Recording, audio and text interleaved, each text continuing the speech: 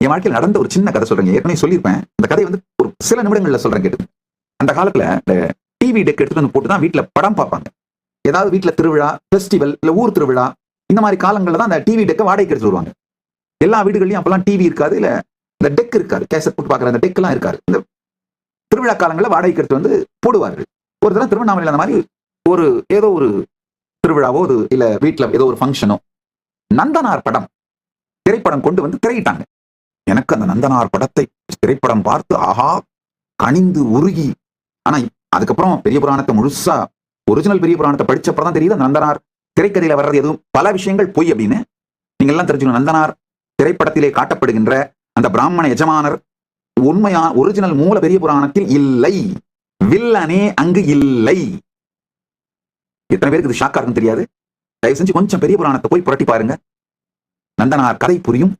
இந்த திரைப்படத்தை மட்டும் பார்த்துட்டு இந்த ஜாதி சமூக நீதி இந்த ஊருக்கெல்லாம் உருட்டிட்டு இருக்காங்க, இந்த கம்பெல்லாம் சுத்திட்டு இருக்காங்க. ஒரிஜினலா செக்கிடார் என்ன டாக்குமெண்ட் பண்ணி வச்சிருக்காரோ அந்த ஒரிஜினல் ஹிஸ்டாரிக்கல் டாக்குமெண்ட்டை புரட்டி பாருங்க. எனிஹோ, நான் அந்த படத்தை பார்த்துட்டு எனக்கு அப்படியே ஆஹா, நந்தனார் என்ன பாடுபட்டு சிதம்பரம் போனாரு, நானும் சிதம்பரம் போக வேண்டும். நான் எப்படி ஃபங்க்ஷன் ஆனேன் அப்படியே சொல்றேன் கேட்டுங்க. அந்த இன்ஹெரிட்டட் பிலீஃப்னா என்னன்னா, நந்தனார் சிதம்பரம் போறதுக்கு அவ்வளவு பிரச்சனை வந்தது, அப்ப நானும் சிதம்பரம் போகணும்னு நினைச்சா அவ்வளவு பிரச்சனைகள் வரப்போகுது. நான் அதையெல்லாம் எதிர்கொண்டு நந்தனார் மாதிரி கடும் தவம் செய்து எல்லாத்தையும் எதிர்த்து போராடி சிதம்பரம் போய் நடராஜரை தரிசனம் பண்ணிட போறேன் முடிவு பண்ணிட்டேன். அந்த உணர்ச்சி கொந்தளிப்பு வேகம். திருவண்ணாமலையில நடராஜர் சந்நிதி, அருமையான ஒரு நடராஜர் சந்நிதி இருக்கு. 2ஆம் பிரகாரத்திலே பெருமான் தாயார் சிவகாம சுந்தரியோடு எழுந்தருளியிருக்காரு. முன்னாடி 4 பேர் இருப்பாங்க. அங்க போய் உட்கார்ந்துட்டு அந்த நந்தனார் மாதிரி ஏக்கமும் பக்தியும் எனக்கு வர வேண்டும், அது வந்தாதான் சிதம்பரம் போய் தில்லை சென்று தரிசிப்பதற்கு என்னென்ன தடை வருதோ அதெல்லாம் நான் எதிர்கொள்ள முடியும்னு அங்க போய் நானே என்ன உட்காந்து பூஸ்ட் பண்ணிக்கிறேன், எனர்ஜி ஏற்றிக்கிறேன். அந்த நடராஜ சந்நிதியில உட்காந்து அப்படியே அங்க குனித்த பூர்வமும் கோபை செவ்வாய் குவின் சிரிப்பும் பணித்த சடையும் பவளம் போல் மேனிய பால் வெந்நீர் வினித்தவுடைய எடுத்தவர் பாதமும் காணப்பெற்றால் மனித்த பிறவியும் வேண்டுவதே இந்த மாநிலத்தே. இன்னும் தேவாரம் திருவாசகம் சிதம்பரம் பத்தி என்னென்ன பாடல்கள் இருக்கோ அதெல்லாம் பாடி விரும்பற்ற புரியூரானை பேசாத நாளெல்லாம் பிறவாத நாளேன்னு பாடி உட்காந்து சிந்தனை பண்ணி, பெருமானே இந்த மாதிரி எல்லாம் என்ன தடை வந்தாலும் நந்தனார் மாதிரி அதெல்லாம் உடைச்சிட்டு வந்து உங்களை நான் தரிசனம் பண்ணணும், சிதம்பரம் வந்து அப்படின்லாம் கேட்டுக்கிட்டே பேசிட்டே மனசுல சிந்தனை பண்ணிட்டே அப்படியே ஓவர் எமோஷனை பில்டப் பண்ணிட்டே உட்காந்துட்டு இருந்து கொஞ்ச நேரத்தில் தூங்கிட்டேன். தூங்கினது மட்டும் இல்லாம அந்த அந்த செவத்துல சாஞ்சிட்டு, கோயில் செவத்துல சாஞ்சிட்டு தூங்கிட்டது மட்டும் இல்லாம தூங்கின உடனே ஆட்டோமேட்டிக்கா காலை நீட்டிட்டு தூங்கிட்டேன். அந்த பக்கமா எங்க ஸ்கூல் டீச்சர் கோயிலுக்கு வந்திருக்காரு. அவர் கால் மேலே ஒரு மெரிச்சு, ஏய் சாமி பார்த்து கால் நீட்டிட்டு தூங்குற, கால் மடடா. அந்த காலகட்டத்தில் திருவண்ணாமலை கோயில் ரொம்ப ஃப்ரீயா இருக்கும். நிறைய இந்த மாதிரி எல்லா காலங்களிலும் மக்கள் இவ்வளவு பேர் இருக்க மாட்டாங்க. நாங்கள் சின்ன அந்த அந்த ஊர் குடிகள் பழங்குடிகள் மட்டும் அண்ணாமலையாரை அனுபவித்துக் கொண்டிருந்த காலம் 1980களை பத்தி பேசுறேன், ஏர்லி 80s. ஸோ அதுல இன்னொரு அந்த ஊர்ல இன்னொரு இது என்னன்னா, ஸ்கூல் டீச்சரை கோயில பாப்பீங்க, எங்க போனாலும் சரி உங்க ஸ்கூல் டீச்சர்ல பாப்பீங்க. ஏன்னா சின்ன ஊரு, அவங்க எங்க பார்த்தாலும் சுத்திட்டு இருப்பாங்க. அவர் கால் மேலே மறிச்சு தூங்குறது மட்டும் சாமி பார்த்து கால் நீட்டிட்டு தூங்குற, காலம் மடடா அப்படின்னு அப்பதான் முடிச்சுட்டு காலை மடக்கிட்டு ஐயோ தூங்கிட்டோமோ அப்படின்னு ஏனிகோ எல்லாத்தையும் சரி திரும்பவும் இந்த வெறி ஏத்திட்டு முதல்ல என்ன தடை, சிதம்பரம் போறதுக்கு ஸ்கூல்ல பர்மிஷன் வாங்க, லீவு கேட்கணும். ஐயோ ஸ்கூல்ல போய் நம்ம லீவு கேட்டா டீச்சர் கொடுக்க மாட்டேன்னு சொல்லுவாரு, கை நீட்டி பெருமாளை அடிப்பாரு. அந்த நந்தனார் படத்துல வருது இல்லையா, ஆண்டேன்னு அந்த நந்தனார் வந்து இந்த பிராமண எஜமானர் அடிக்கிறத வாங்குறாரு இல்லையா, அதே மாதிரி நாமளும் நந்தனார் மாதிரியே சிவபெருமான நினைச்சிட்டு நடராஜரை நினைச்சிட்டு ஆண்டேன்னு சொல்லி அந்த அடியை வாங்கிட்டு போயே தீருவேன்னு டீச்சர்ட்ட அடம் பிடிச்சிட்டு டீச்சர்ட்ட என்னெல்லாம் டயலாக் பேசணும்னு வேற ஃபுல் டயலாக் ரெடி பண்ணிட்டேன். அந்த நேரத்துல இந்த கொஞ்சம் அந்த வேதாந்தம் சைவ சித்தாந்தம்லாம் எனக்கு வகுப்படுத்திட்டு இருந்தாங்க. என்னுடைய சிக்ஷா குரு ஆச்சாரியர் பாண்டரங்கனார் அவர்கள் வகுப்படுப்பார், தொடர்ந்து வகுப்படுப்பார். அந்த வகுப்பெல்லாம் கேட்டுட்டு இருந்தனால அதெல்லாம் மனசுல தயார் பண்ணி வச்சுட்டு ஏன் சிதம்பரம் போக வேண்டும், ஏன் தரிசனம் செய்ய வேண்டும், தில்லை தரிசனத்தின் முக்கியத்துவம் என்ன, இது எல்லாத்தையும் தயார் பண்ணிட்டேன்.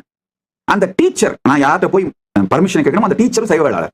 ஸோ அதனால என்னென்ன ஆர்குமெண்ட் நான் பேசணுமோ அவருக்கும் என்னுடைய பாட்டனார் மேல ரொம்ப மரியாதை உண்டு. என் பாட்டனார் வந்து இந்த குலத்துக்கு ஒரு பெரியவர், முன்னவர், ஒரு நன்மதிப்பை பெற்றவர். அதனால என்னென்ன ஆர்குமெண்ட்லாம் அந்த டீச்சர்ட்ட சொல்லணும் அப்படின்னு ஃபுல் ஆர்குமெண்ட் ரெடி பண்ணிட்டு மெதுவா கிளாஸுக்கு போறேன். லேட்டு கிளாஸ் ஆரம்பிச்சிருச்சு. டீச்சர் குனிஞ்சிக்கிட்டு அட்டெண்டன்ஸ் எடுத்துட்டு இருக்காரு. நான் வெளியில நின்றுட்டே இருக்கேன். அவரு அட்டண்டன்ஸ் எடுத்து முடிச்சு நிமிந்து பாக்குறாரு. மே கமிங் சார், உள்ள வரலாமா சார், வா அப்படின்னு ரொம்ப நெத்தியை சுருக்கி வியப்போட பார்த்து உள்ள வா அப்படின்னு. என்ன வேணும் என்ன அப்படின்னு கேட்டாரு.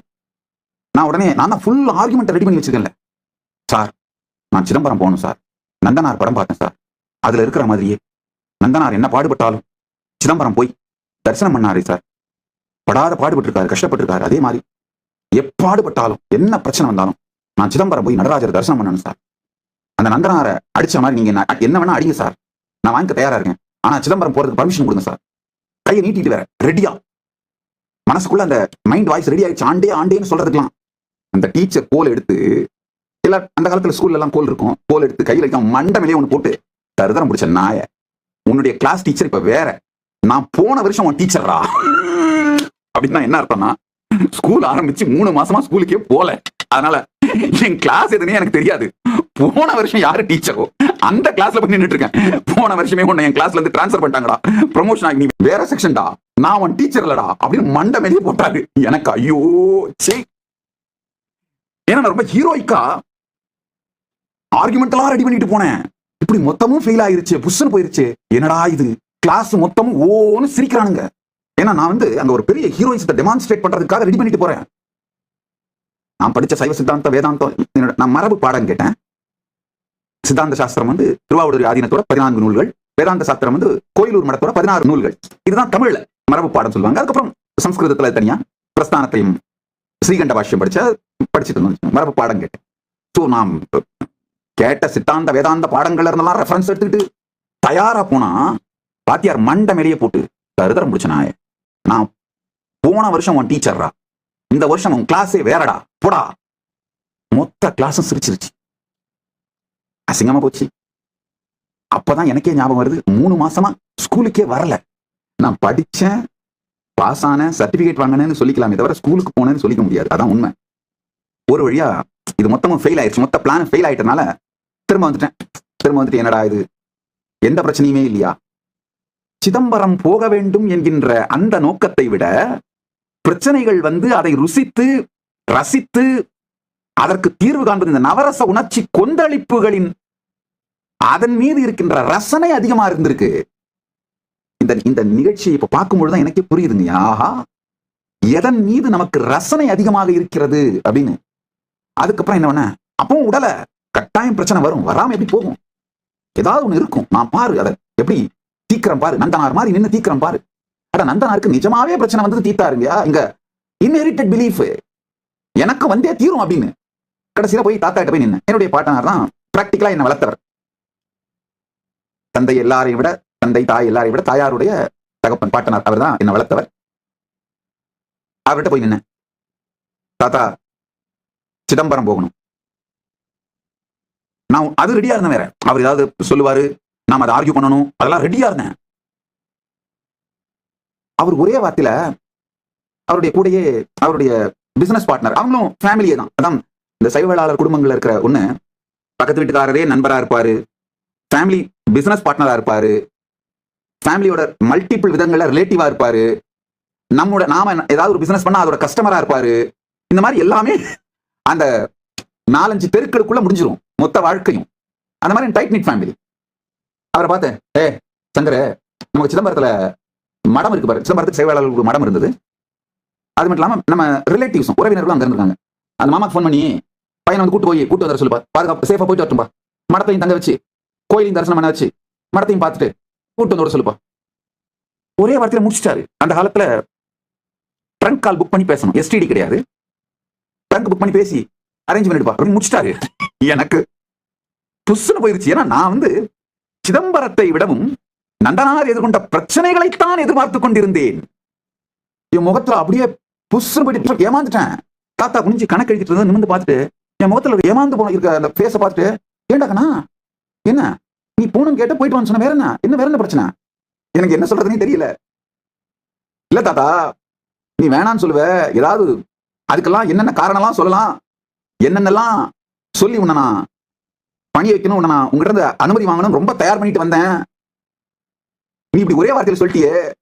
அவர் ரொம்ப கேஷுவலா, பைத்தியம் நீ நேற்று நந்தனார் படம் பார்த்தேன்னு தெரியும், இன்னைக்கு கேட்பேன்னு தெரியும், நான் ரெடியா தான் இருந்தேன், போ இப்ப நீ சொல்றதெல்லாம் கேட்கறது எனக்கு டைம் இல்ல, கிளம்பு கிளம்பு.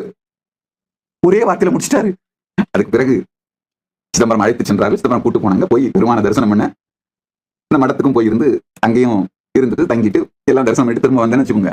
இந்த மொத்த கதையிலிருந்தும் நான் புரிந்து கொண்டது, உங்களுக்கு சொல்ல விரும்புவது என்னன்னா, பெரும்பாலான நேரங்களில், பெரும்பாலான அப்படின்னா 99.99999% ஆஃப் த நேரங்களில் நாம் வெற்றியை விடவும், சக்சஸை விடவும், ரிசல்ட்டை விடவும் இந்த நவரச உணர்ச்சி கொந்தளிப்புகளுக்கு அடிமையாய் போய் இருப்பதனால் பல நேரத்தில்